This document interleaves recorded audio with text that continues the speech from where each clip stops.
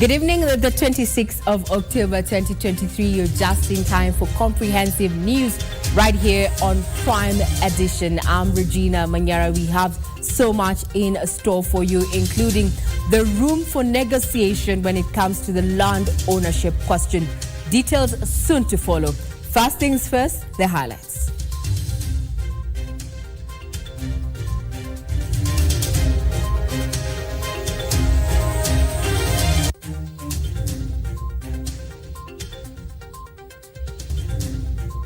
Guilty as charged. The woman accused of killing Nairobi Hospital Finance Officer Eric Maigo pleads guilty.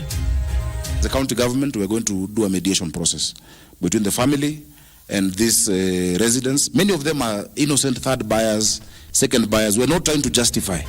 Learning from the neighbor's pain. Nairobi government to mediate between Jiro home owners and Kerema's family to deter looming demolitions. Creating intellectual capital. President Ruto flags off 2003 vehicles to counties for use by local education officers.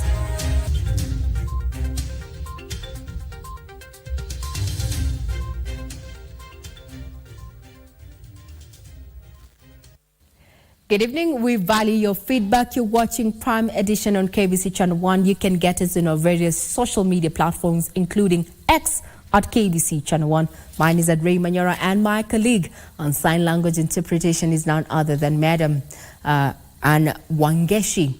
Now, President Dr. William Ruto says the refinement of the country's education sector to focus more on competence will ensure everyone is on board in building a strong knowledge economy. The head of state father says it is through investments in programs and strategies that deliver optimal inclusivity that vulnerable Kenyans will be exposing them to equal opportunities. He made the remarks at the Kenya Institute of Special Education, KISE, in Kasarani, Nairobi, when he flagged off 203 motor vehicles to the counties that will be used by education officers to manage education services. It is the national examination season, and the government has dispatched vehicles to all 47 counties to be used by education officials. Today we flag off, as the Waziri has said, 203 new vehicles allocated to the 47 counties for use by our education officials in the management, the supervision of our education across Kenya. This year, about 3 million learners across the country will sit for the national examinations at different levels.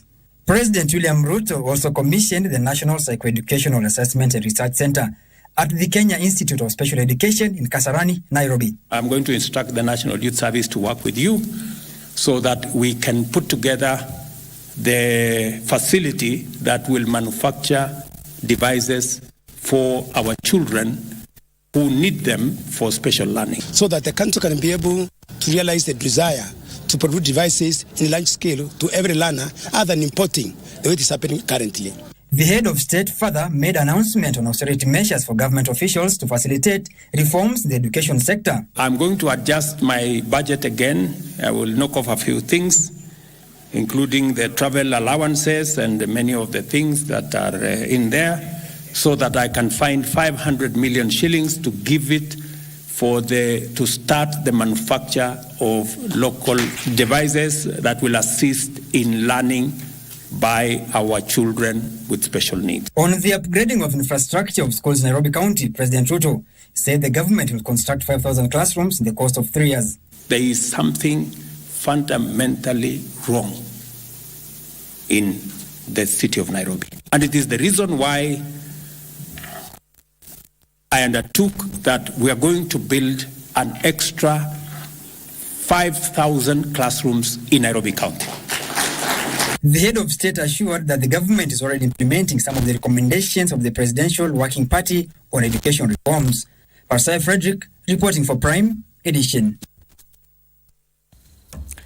The Nairobi County government will mediate between the Kerema family and the thousands of residents facing eviction from the 1,000 acres of land in Jiro, Choka and Embakasi East. Nairobi Governor Johnson Sakaja says the county will support the regularization of the ownership process so that both parties agree on a payment settlement plan. He spoke at the Kenya Institute of Special Education KISE headquarters in Kasarani, Nairobi.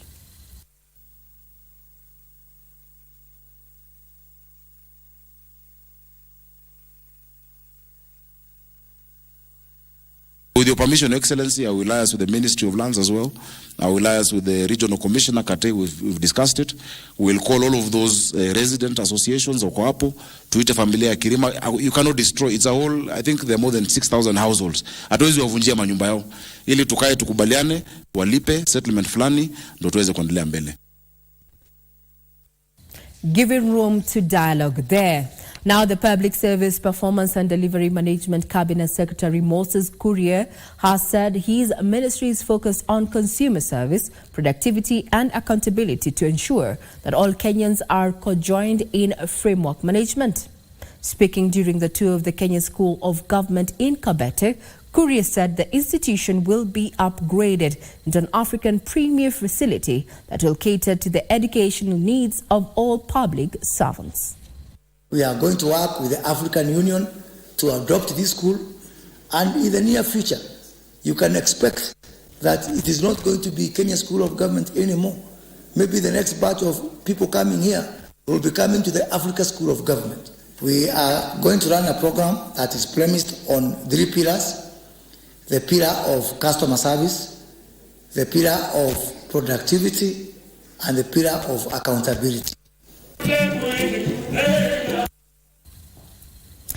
Youths have been challenged to be the engine that drives peace and security in the country. Speaking at the Youth Forum in Nairobi, Principal Secretary Youth Development Affairs Raymond Ocheng observed that youth are often misused to promote violence and urged them to engage in activities that will aid in creating an ecosystem that will transform the country. The 2023 Mashujaa Day Campus Expo Week at the University of Nairobi, a forum bringing together different education institutions in the country to discuss peace and security and the role of the youth. The duty of changing the country and the responsibility of changing the country is on us, is on you. So long as you are young. The role of the media in promoting peace and security was also discussed, where verification of information and objectivity was emphasized, especially on stories about conflict. Together as comrades, you can do a lot by using the media responsibly. You can harness your youth to do a lot of positive things that will lead to positive stories. Let's be objective in all that we are doing. That journalists have a role to be responsible to every content that they are sharing to the public. There's always that bit to understand that I have a responsibility to ensure that every content that is being shared from that media house, and then it has to be very correct and very verifiable. The youth were further cautioned to avoid the lure of violent gang groups and instead create their own legal empowerment opportunities.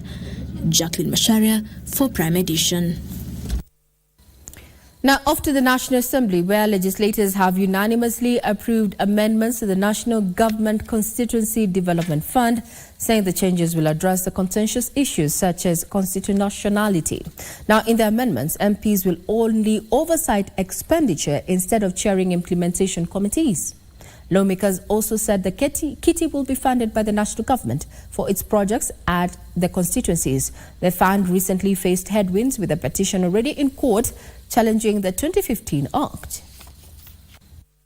That the total allocation to a constituency shall not be less than the amount allocated to the constituency in the preceding financial year, so that there is gradual graduation of the fund from a lower level, so that each year we cannot allocate lesser than what was allocated in the previous year. The most interesting thing to note is that CDF does not have a lot of money. Financially, every year is just about 100 million per constituency. But if you look at what CDF has done in all our constituencies within the counties, you will be shocked. You can hardly compare what has been done by CDF compared between CDF and the counties. We are now making it very clear, Honorable Speaker, that NGCDF will in no way interfere with the level of financing or revenue that is being divided vertically to our county governments. Rather than the legislative work we do here, by way of creating a legislative framework, and then perhaps the appropriation of funds we do, there is no other role that is contemplated by the NGCDF Act for members of Parliament. Making constituencies the delivery units for all national government projects is a way forward in terms or in the right direction.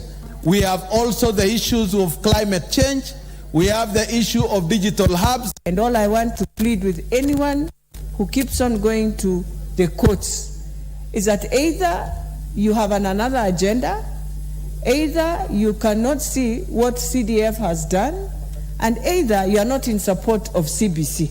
That is why you can run to court. To politics, the UDA party has instructed a faction of MCAs from Nairobi County to withdraw the case challenging the leadership changes made by the party in the county. Now, the ruling party has in recent weeks been rocked by a disquiet from a section of members who have since called for the grassroots elections. The group has argued that the current crop of party leadership has failed to deliver on its mandate. We are going to give everybody an equal chance, fair chance, so that everybody feels accepted, listened to, and we can, as much as possible, create consensus on issues that affect us. Vile niliandikia speaker barua jana, nikamwambia kwamba kulingana na ile court order ambayo ililetwa, kwamba wasimamishe mambo yoyote ya kubadilisha uongozi katika county assembly hadi hiyo kesi imeamuliwa kule kotini. And the reason why we are asking for the removal of the two leaders is because they have failed in their leadership to process the agenda of the UDA party in that assembly. Now, Tana River Senator Danson Wingatana has lost a court case in a bid to have a Chad national jailed for defrauding him of 76 million shillings in investment in 2018. While delivering the judgment, Senior Principal Magistrate Ben Mark Ehubi stated that the prosecution had failed to adduce sufficient evidence to support the charges placed against the accused person. The trial magistrate, however, found the accused guilty of receiving money by false pretense from Macau Muteke. He was promised that once he invests, he was assured of 100% return on his investment in 6 months. He received double the amount, a sum of Kenya shillings 1 million. He was very elated. Kenya shillings 5 million, which he sourced from friends, colleagues, and relatives. With the assurance that he will earn double the amount in 6 months. This person promised to double the amount and give him $2 million. The accused person, after 6 months, could not be traced. Danson Wingatana intimated that he could be escorted to the accused person's house with his bodyguard. His bodyguard was not called as a witness, so I find with empathy that the prosecution did never discharge that burden. Still on court matters, and a story that had took the mainstream media as well as social media by storm is that the suspect accused of the murder of the finance boss at the national facilities there, Anne Othiambo, has pleaded guilty before Justice Kanyi Kimondo that she indeed murdered the late Michael on the fateful day. The trial judge queried her severally as whether she understood the seriousness of the charge she is facing, and she admitted and said yes. The judge, however, gave directions that she consults with her lawyers and appear before Justice Diana Mochache in the Kibera court on November 8th for another plea. According to the prosecution, the accused is said to have murdered the deceased on September 15th of this year at Woodley Estate in Nairobi.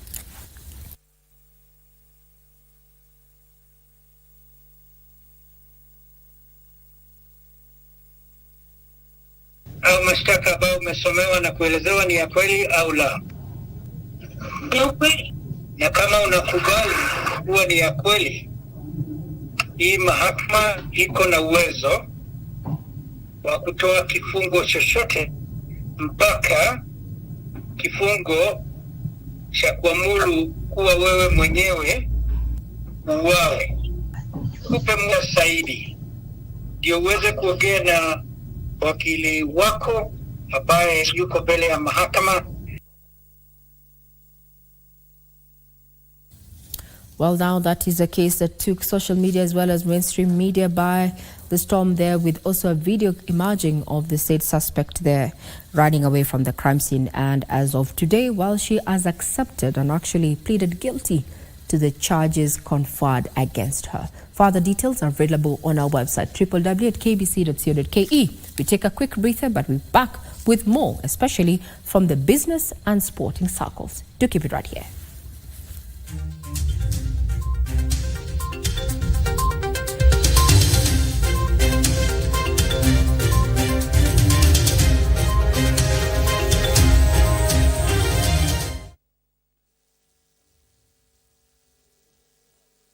All holders are notified to report and surrender unclaimed financial assets to the Unclaimed Financial Assets Authority, UFAA, on or before November 1st, 2023. It is now easier to report and surrender. Visit www.ufaa.go.ke and get started. Beat the November 1st deadline. It is your turn to surrender and report qualifying unclaimed financial assets. Pass the baton. Unclaimed Financial Assets Authority. Receive, safeguard, reunite. Kenya Railways Corporation is pleased to announce the launch of terminal operations at the Malaba Transshipment Hub. This is the dream of our forefathers, to enjoy the beauty that is in the Pearl of Africa. We have been given tasks as ministers responsible for transport. One of it is to make sure that the movement of goods from Mombasa through Uganda to the neighboring countries of South Sudan, DR Congo, Burundi, and Rwanda is seamless. This facility is set to redefine logistics operations in the region. This Thursday, watch the Kenya Railways documentary on the Kenya Railways Malaba Transshipment Hub.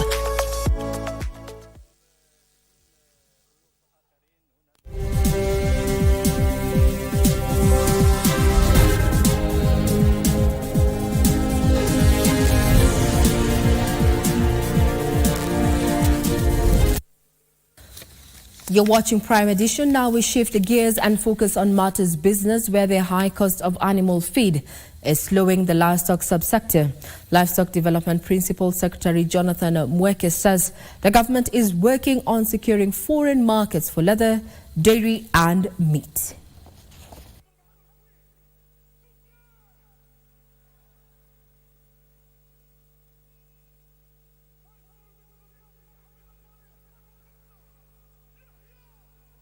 Ensure that we have the correct breeds of animals from our various regions in the country. So genetics, how can we innovate on genetics to make sure that we are breeding an animal that can produce high quality hides and skins for our leather value chain, that can produce high amounts of milk so that we get our yield of milk per cow up per day, that can produce quality milk, that meat that will make us competitive globally. I've also challenged them on the area of animal feed. We are not producing enough animal feed, which is causing our production to come very low in the various value chains, especially dairy and meat value chains. So again, we have challenged the professionals here and the academics, the researchers, to figure out what is it that we can do to commercialize our animal feed and fodder industry, to ensure that we do large-scale animal feed production, which will help us gain economies of scale to bring down the cost of food. When we go around the country and we speak to our farmers, the number one thing they complain about is that the cost of the animal feed is too high. Coffee farmers should embrace eco-friendly and sustainable farming practices in line with global trends and consumer preferences to secure market for locally made produce. Here's Frederick Moki with the details. Consumers in some markets are currently demanding that the coffee products they consume are sustainably and ethically produced. The Kenya Coffee Producers Association believes this is an opportunity for Kenyan smallholder coffee farmers to tap. The initiative to have the dollar account previously, but the operationalization of the dollar account was a big challenge. And therefore then there could be farmers who have, growers who have a dollars account but have been dormant. So we want them to make, to have them active to ensure that they're able to get their payment as and when it happens. The Kenya Coffee Producers Association also wants smallholder farmers to practice sustainable farming practices that are environmentally friendly. We empower the farmer by providing information and the documentation that they would want to require. So what we are doing as a KCP is to come up with a template that will be used for those people who would want to use the template as a contract. Then we are going to have a template that will be shared with the growers. Frederick Moki for Prime Edition. Former members of parliament will pocket a minimum of 100,000 shillings monthly in pension if a proposal to amend the Parliamentary Pension Act is enacted. Sirisia Member of Parliament John Waluhe argues that former MPs who served before 2001 are earning as little as 7,000 shillings, which he says was insufficient to sustain a decent standard of living. This will be another attempt after former President Uhuru Kenyatta rejected a similar bill in September of 2020. Our former colleagues are languishing in poverty, Chair, because you see them sometimes when they come to this house, they beg for food. I met one says that he earns 7,000 shillings. These members of parliament who served, as I read before, below, Chair, will agree with me that we increase pension for these members of parliament for the tune of 100,000 shillings per month. Why members of parliament who served between 1st of July 1984 and 2001, why not also teachers or police officers or nurses or doctors who served within a particular period? Despite the concerns which Chair is raising, I think to me is a very good bill. Chairman, we are of the view that providing or giving legislative effect to this matter is of utmost importance and would be most beneficial to the Commission as it continues to consider the matter. Time will tell if that indeed will sail through. Now, internal auditors and audit committee members in counties have been urged to adopt the zero-fault audit to, among others, efficiently track and monitor audit queries. According to Public Sector Accounting Standards Board Chairperson Pius Nduati, the move to clear all pending queries by June next year is part of government strategy to fight graft. In the recent years, the Office of the Auditor General has raised numerous audit queries in national and county government agencies, some of which have not been resolved. Internal audit has always been seen like if it is an adversary, rather than a friend to management. Duarte argues the adoption of the zero-fault audit call to action in counties will stem recurrent audit issues and pilferage of public resources. These are recurring issues. This requires cooperation between audit committees, internal audit, and the heads of the various organizations, if it is accounting officers of the various ministries, if it is the state corporations, semi-autonomous government agencies, to really put their heads together.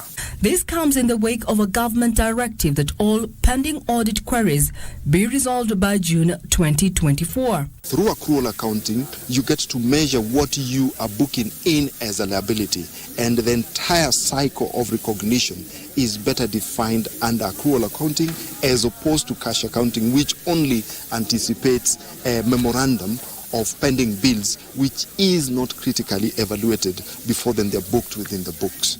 Riaga is advocating for implementation of accurate accounting to ensure proper management of liabilities in public entities.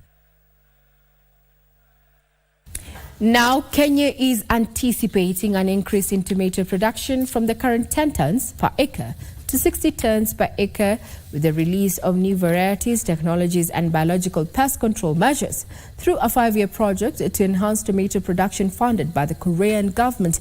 The Kenya Agricultural and Livestock Research Organization, KALRO, in collaboration with 10 other African countries, have produced 300 varieties to help achieve this target. Here's more.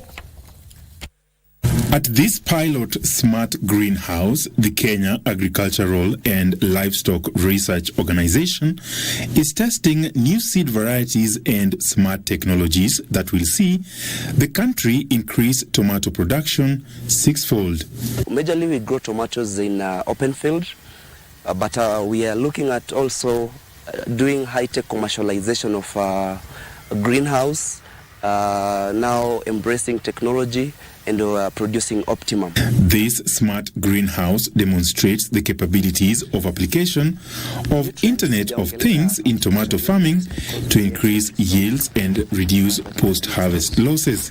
We are looking at linking the Internet of Things in agriculture using current technologies that can be able to be adapted and be used by farmers, investors, among other people, to enhance quality and quantity of yields. This type of farming gives a farmer detailed information about the development stages of the crop, weather changes and pest infestation via mobile short message service. This information is transferred to a certain server or M-Cloud, and then once this information reaches the cloud, it is able to be interpreted, of course, using some software, and then once the information has been interpreted into useful decision-making aspects, this information can now be used to trigger some actions, especially depending with the tomato plant production stages. The smart greenhouse is part of KALRO's efforts to increase tomato production in Kenya under a 240 million shillings Korea Africa Food and Agriculture Corporation initiative. When this project began 4 years ago, we were at 10 tons per acre. Imagine 10. Now we're actually going between 20 to 30 tons. So that's the impact of the results that have come out. The varieties that have been released, and then how to grow. How to grow, we've not yet disseminated that technology. Once we get the how to grow, we'll now start recording between 40 to 60 tons per hectare. Through the project, Kenya is also seeking to reduce post-harvest losses, estimated at 59%. When you look at the practices our farmers encounter on their farms, is that they don't tend to when they apply pesticides, give it that post-harvest interval before they harvest. We're trying to look at what are the best varieties. Kenya has over 300 varieties of tomato. How do you best produce them? How do you minimize post-harvest losses? How do you manage pests and diseases in a very safe way? Like, for example, the most notorious pest, insect, arthropod pest for tomato is Tuta absoluta. But now we have these cards you can just put in the field and you don't see Tuta absoluta anywhere. The project, which is now in its 4th year and is set to end next year, is a research collaboration bringing together 14 countries. The project has realized the development of tomato seed varieties that are now expected to be released to farmers after conclusion of various approvals. Ronald Owili, Channel 1 News.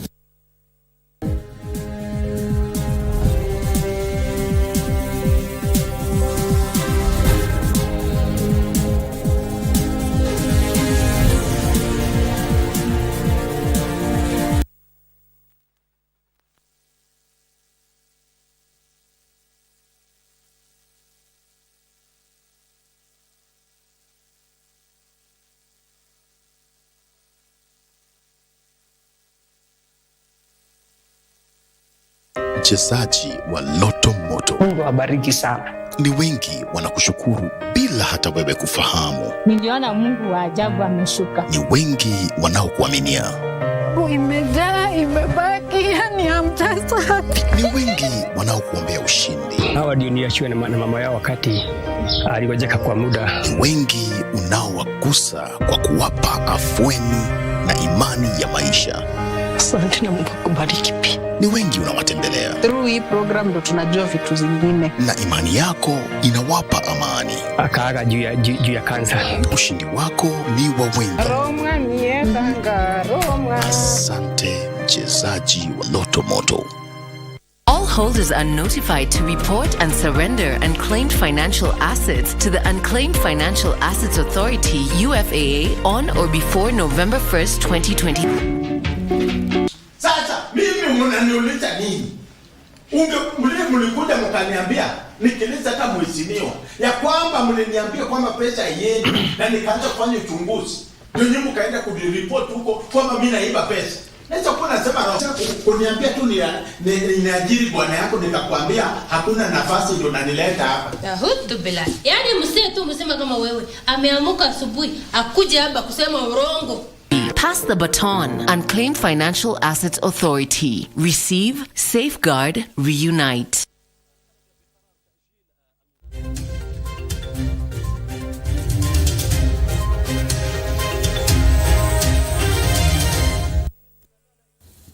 Good evening, this is Prime Edition. Now, it was business as usual for hawkers within Nairobi Central Business District a day after Governor Johnson Sakaja directed the enforcement of their removal. Now, a spot check by KBC Channel 1 confirms that the City County Inspectorate is yet to implement the directive, even as a section of legislators expressed reservations on Governor Sakaja's move. Alvin Kaunda with the details. These are the scenes along Moi Avenue in Nairobi's Central Business District. Hawking goes on as usual, a day after Governor Johnson Sakaja announced its ban. The ban is to affect this specific area. From Tomboya coming up to Moi Avenue, hizo lanes ina connect to Moi Avenue. Coming up, we'll have no hawking there. We seek the views of hawkers about the directive. Nilikuwa ninauza nguo, sikuwa na makosa yoyote. Nimepanga nguo zangu hapo na ngoja customer akuje. The moment niliuza customer wangu wa kwanza, Kwanzo from nowhere alikuja akachukua nguo zangu na akaenda. Rhoda Minza, a physically challenged mother of 4, says she has been a street vendor for over 20 years. Hali ya uchumi imekuwa ni ngumu. Hebu niambie nikuje kuuza hiyo jioni nitaenda duka saa ngapi? Ninunue vitu ndio at least nikuje nipate profit yenye at least ndio ndapata kitu ya kwenda kukula. John Mwema, also a vendor, started his business in 2001. Ninasumbuliwa sana na kandio nikiwa na kazi ikikuwa kidogo wanakuja wanabeba yote na awanirudishi wanaenda tu kutupa tu na mimi ninaomba mtu beta hata kama ni 200. A section of leaders, however, disagree with the governor's move. If you understand this issue about hawkers, that small hawker that you see there is the one who is associating all the businesses in Nairobi. The wholesalers are selling to these hawkers. The markets of Gikomba it exists because these hawkers get wares from there. Hawa watu hatuwezi goja Kenya atakuwa ni ile hotokara jobs. Hawa sikusema hawa watu ni watu hawana masomo, lakini kulingana na nafasi za kazi vile hasipo. Njia nyingine ya kutafuta tu chakula ni kuhaso. The county government says this move is meant to restore order for shop owners, motorists and pedestrians. Following the ban of street hawking in some parts of the capital, small businesses have now expressed their concerns, saying they are unhappy with the move. However, there remains a contentious issue as authorities aim to bring balance between regulations and economic vitality. Reporting for KBC Channel 1, I'm Alvin Kaunda.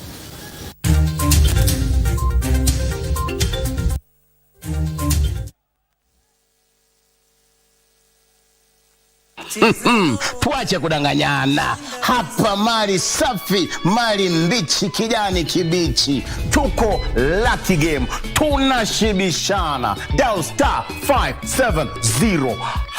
Chagua sanduku ya Lucky Game. Utapata sanduku 7 zinakungoja mahali pale. Chagua yako. Mali kibao, tuko na viti, tuko na vifriji hapa, tuko na TV, tuko na microwave, na pia tuko na chapa. All happening kwa *570#.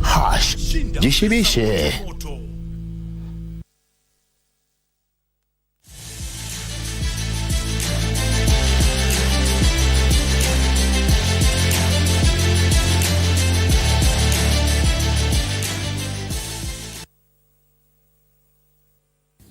A very good evening to you. My name is Daniel Wahome and welcome to Prime Edition Sport. Now, goals from Steve Ayo, Fred Arocho and Frank Solipe gave the Sports Journalists Association of Kenya, that's the SJAC FC team, a 3-1 win over Bunge FC in an entertaining match played at the Police Sacco Stadium.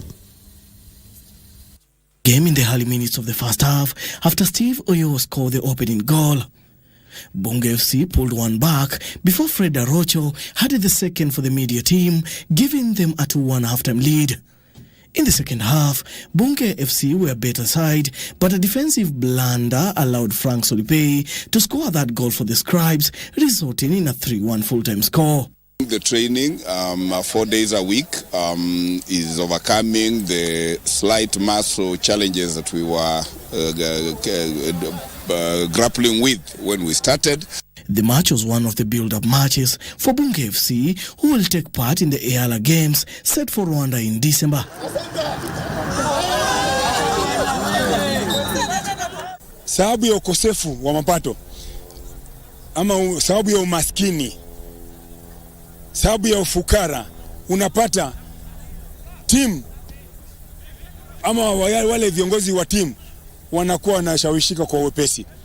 Tukiimprove economy, tukiimprove earnings za wachezaji pamoja na za makoch na viongozi wa wa football, niko na haki ya kwamba hii mambo ya match fixing itaisha. For Prime Edition Sports, I'm Daniel Mulo.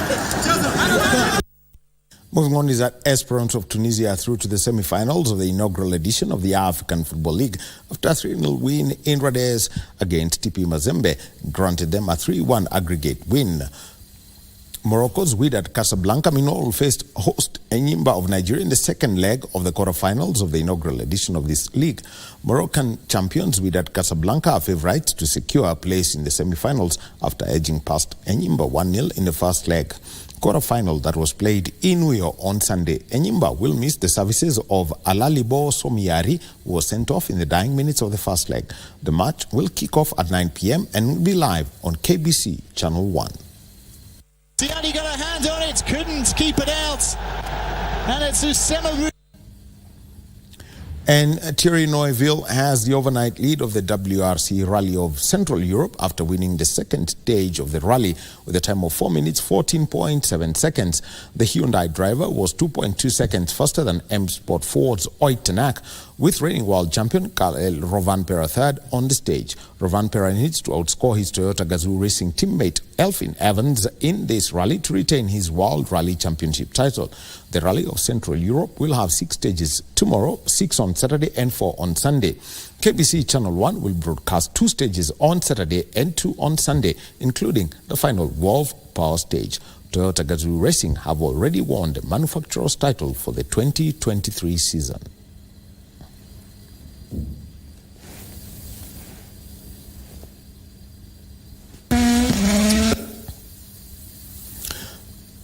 So that's it from the sports desk of KBC Channel 1. Coming up at 9 p.m. It's going to be that match between Wydad Casablanca and Enyimba of Nigeria. 9 p.m. Watch it live. It's also going to be live on Radio Taifa and the Luo station. It's known as Mayenga FM. My name is Daniel Wahome.